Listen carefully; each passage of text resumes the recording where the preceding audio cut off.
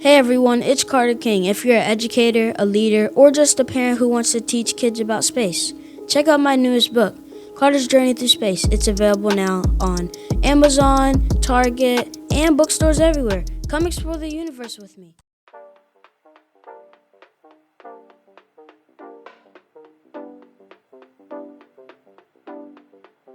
Welcome to another episode of the Contagious Culture Podcast. I'm your host, Kyle King, and the goal of this podcast is simple: to help you create environments where people thrive. Through real conversations, practical strategies, and powerful stories, we equip leaders, educators, and change makers just like yourself to build cultures rooted in purpose, performance, and authenticity. Because culture isn't something you talk about, it's something you live. This is the Contagious Culture Podcast. Let's get started. Kyle, today, let's talk about reactivity versus creativity. Let's go. Welcome back to another episode of the Contagious Culture Podcast. Look, we are back on another episode, and the goal of this podcast is to help you create ecosystems and environments where people thrive. Look, Dan and I were having a phenomenal conversation before we got on, before we pressed that big red button that says record. Dan was a little hesitant to press record today, which is interesting. But we were having a lot of fun, and he said something that we believe is going to transform how you approach leadership, how you approach networking, and how you approach the next 6 steps that you make in building your specific vision wherever you are. So let's tap in. Look, if it's your first episode, if this is your first time with us, go ahead and like the episode. Go ahead and share it with somebody that you believe that would really benefit from these messages, and review the episode. Literally right now on Apple Podcasts, Spotify, and on all podcast platforms. But we are excited for you to be here with us. And what you're going to get in all of our episodes is practical strategies, methodologies, tips, tricks, tools for you to level up your leadership so that you can ultimately level up your organization. It's funny because I was having a conversation with my father at lunch. Super grateful that I get to spend more time with him in his older age. And I was explaining to him that before you can have more, you have to do more.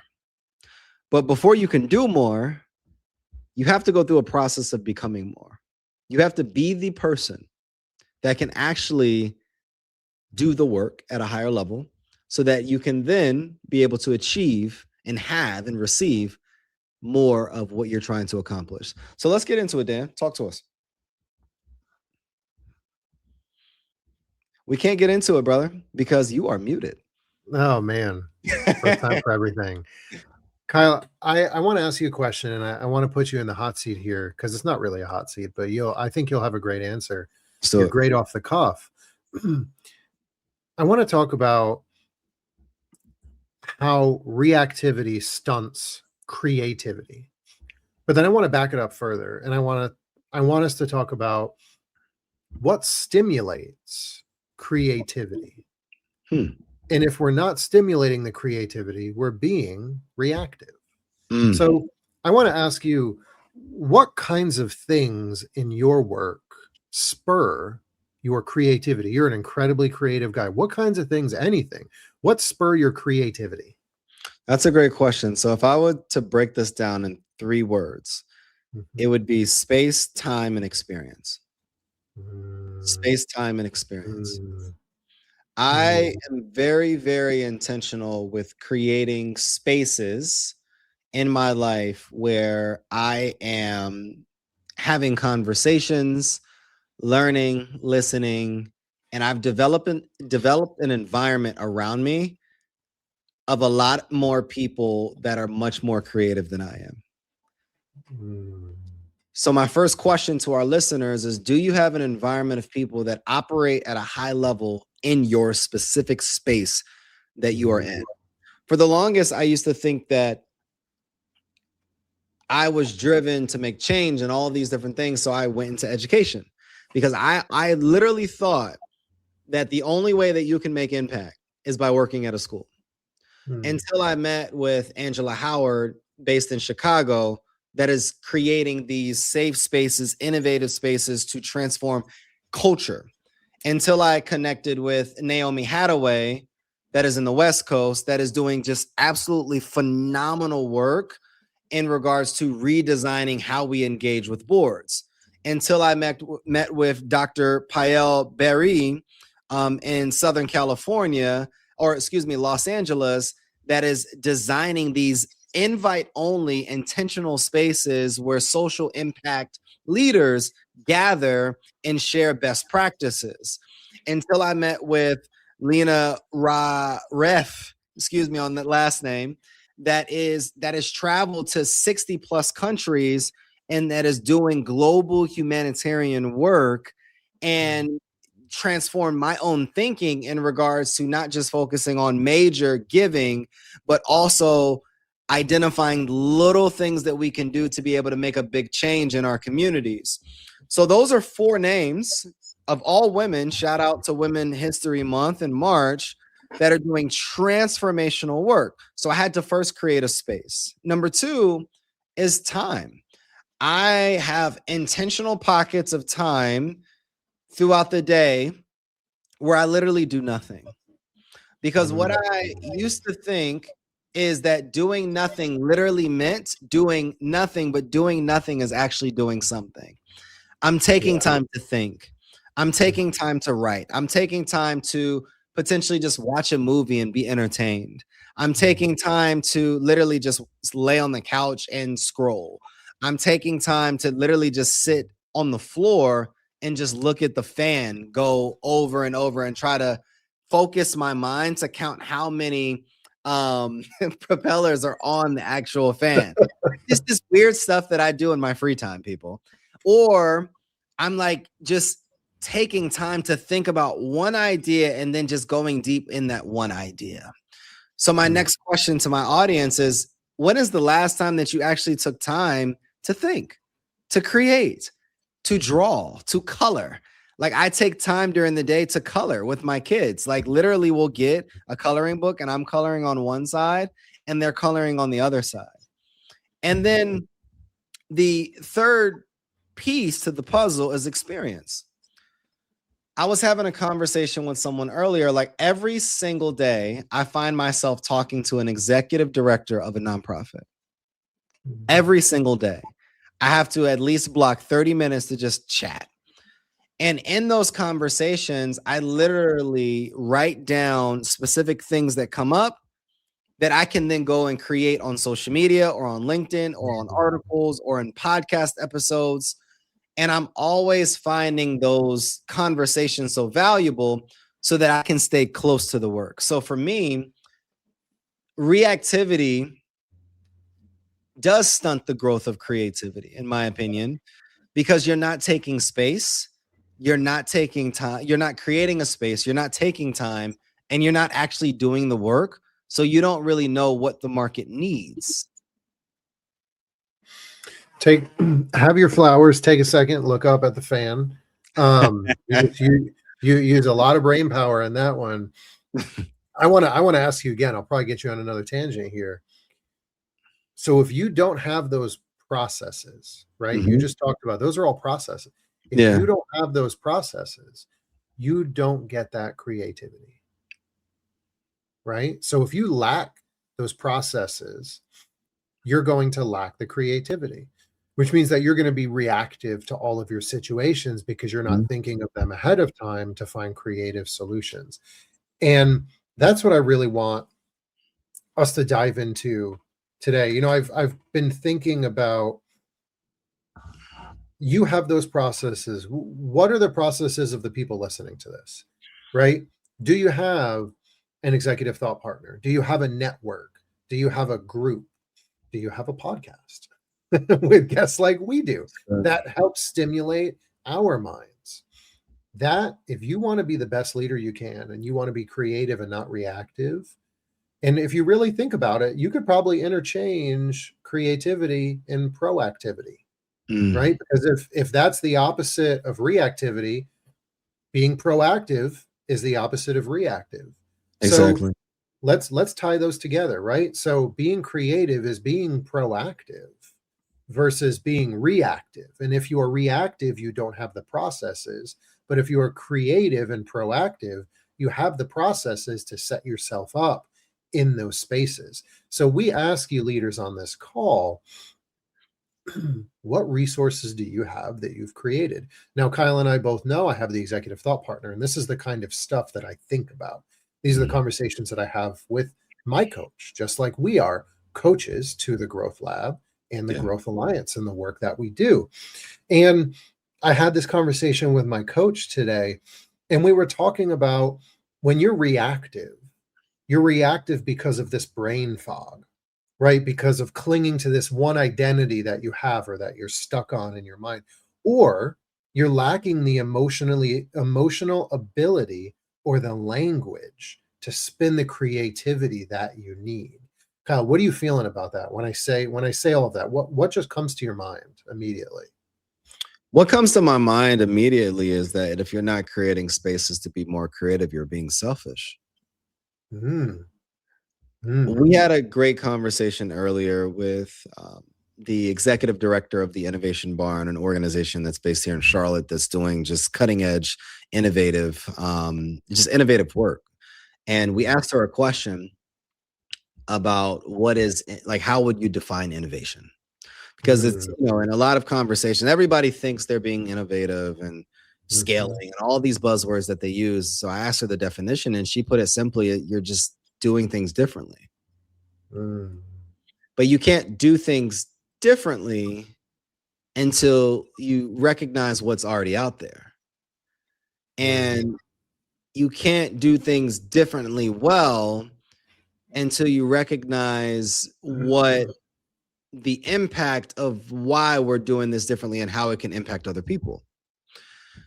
So I believe if you're not taking this time and space to do things differently, innovatively, you're being selfish because you're only really thinking about you and not about the people that you're trying to serve, and how you can be creating differentiation and a unique selling proposition so that it can engage better with the people. It can land better with the people that you're serving, and so that you can create a different experience.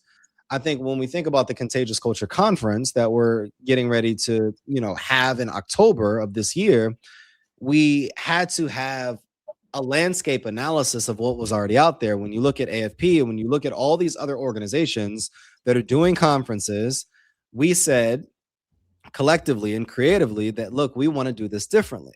But we had to identify what different looked like.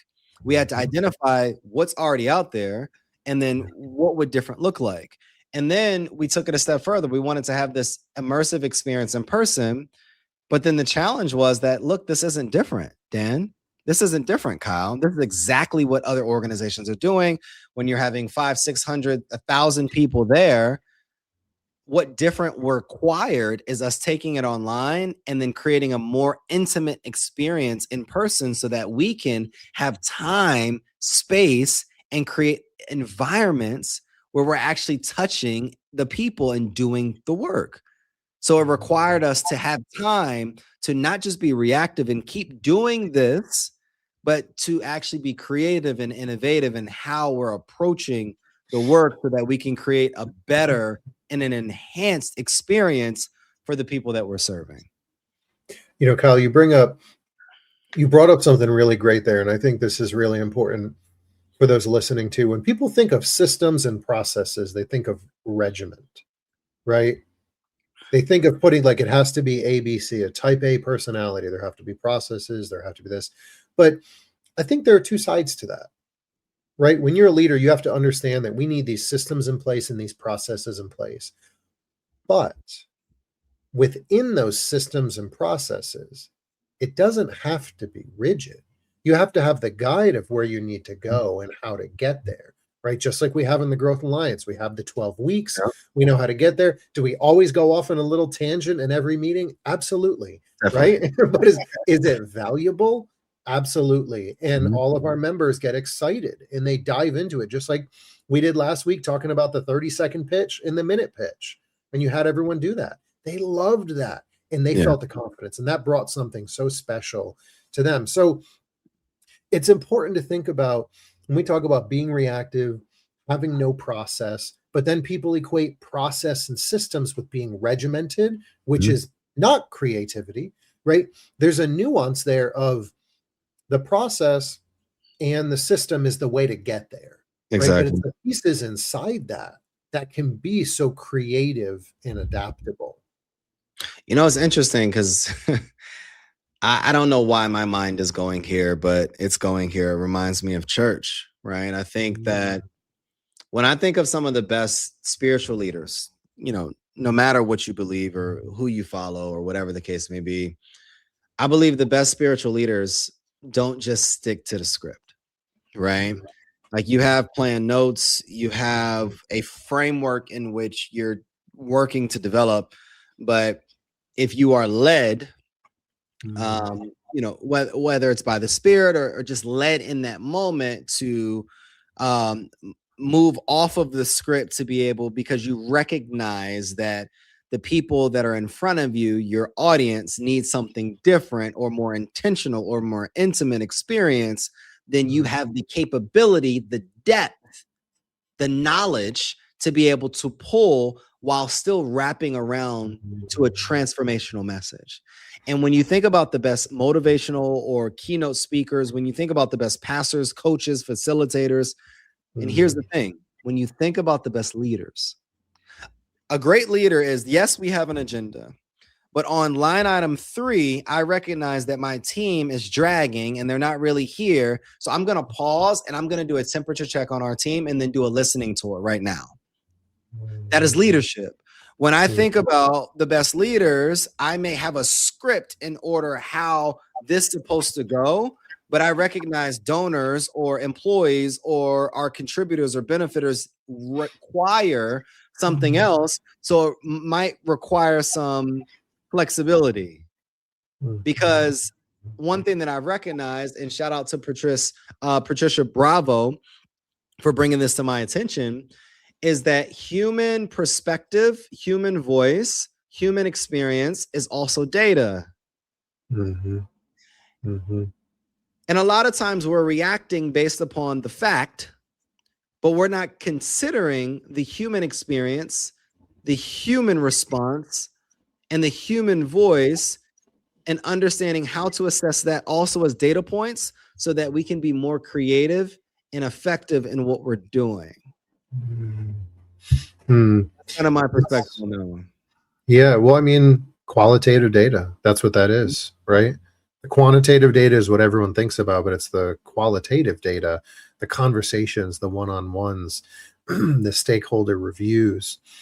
Kyle, I want to end this conversation and ask the leaders out there, what kind of processes and systems do you have in place? We talk about that all the time, right?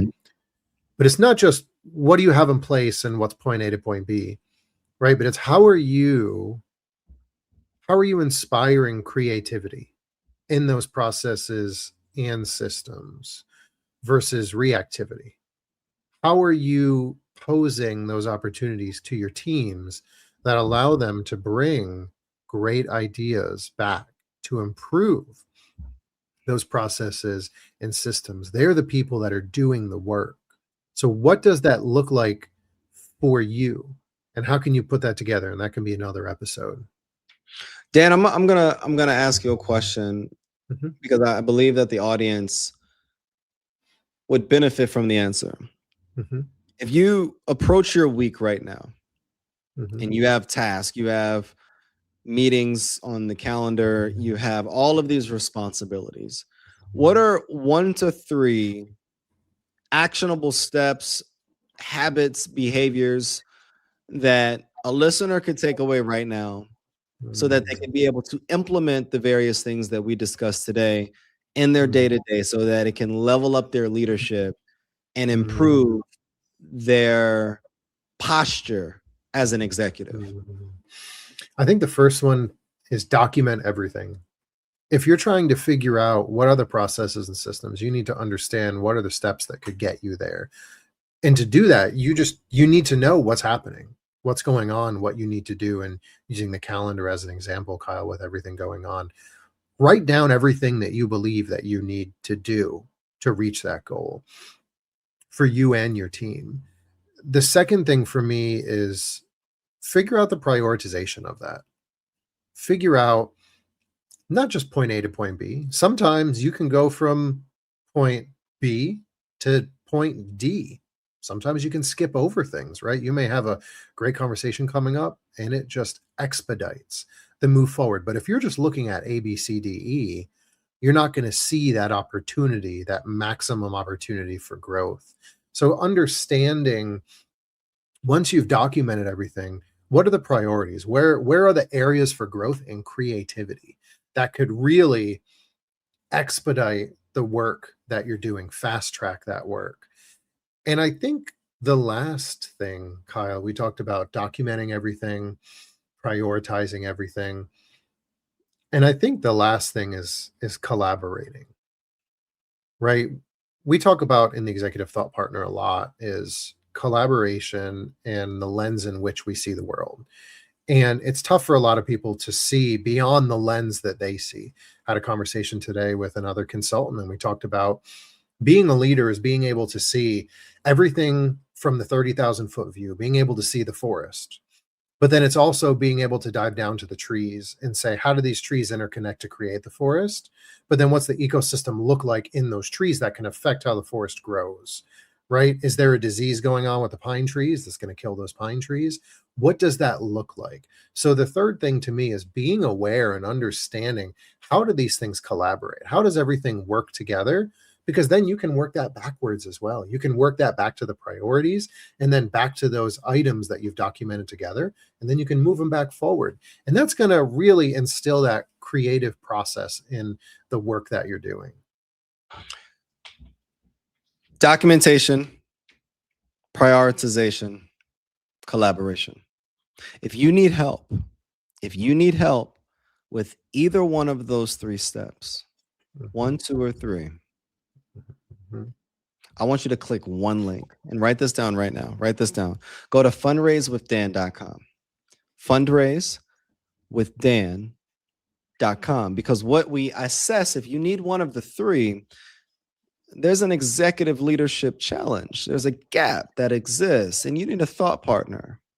You need an individual that can come in and be able to assess and then be able to help you document, identify the gaps, prioritize what needs to be happening, and then be able to give you frameworks, methodologies, tools, tricks, and tips to be able to better collaborate so that you can scale up and scale forward.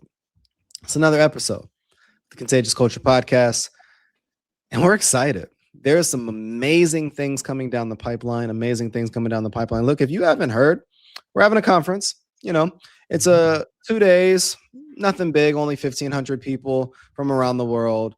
Go to spreadcontagiousculture.com to find out more information, and ask yourself this question. What type of culture are you spreading? The energy you bring is the culture you create. Go make yours worth catching. We'll see you on next episode. Thanks for tuning in to the Contagious Culture Podcast. If this episode challenged or inspired you, hey, take a second to share it with someone who's building culture in their world. Make sure to like, subscribe, and leave a review. It helps more leaders, educators, and change makers just like yourself join the movement. You can connect with me on LinkedIn or YouTube at Kyle S. King for more tips, tools, and methodologies to be able to help you create this ecosystem of absolute excellence. Until next time, lead boldly, live intentionally, and remember, your culture is contagious. Make it worth catching.